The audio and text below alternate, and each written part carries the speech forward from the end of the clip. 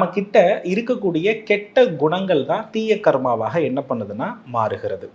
இந்த கெட்ட குணங்களை பஸ்மமாக்கக்கூடிய நாள் அப்படின்றது இந்த போகி பண்டிகை. இதுதான் இதனுடைய அடிப்படை தாத்பரியம். அதை தாண்டி இந்த சூரிய பகவான் என்பவர் பார்த்தீங்கன்னா புரட்டாசி மாதத்திலிருந்து மார்கழி மாதம் முடிகின்ற வரையிலும் பூமியில அவருடைய ஒளிக்கதிர்கள் நேரடியாக படுவது இல்லை. அதாவது பூமியை விட்டு ரொம்ப தொலைவில் இருக்கிறாரு.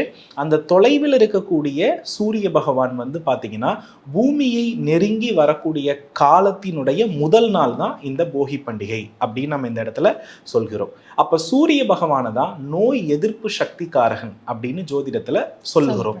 அப்ப கிட்டத்தட்ட நீங்க கவனிச்சு பார்த்தீங்கன்னா இந்த சூரிய பகவானுடைய அருள் இல்லாம ஐப்பசி மாதம், கார்த்திகை மாதம், மார்கழி மாதம் இந்த 3 மாதங்களுமே நிறைய நோய்களை நம்ம சந்திக்க வேண்டிய நிர்பந்தம் இருந்திருக்கும். குறிப்பா கப நோய்கள், இப்ப ஜுரம்,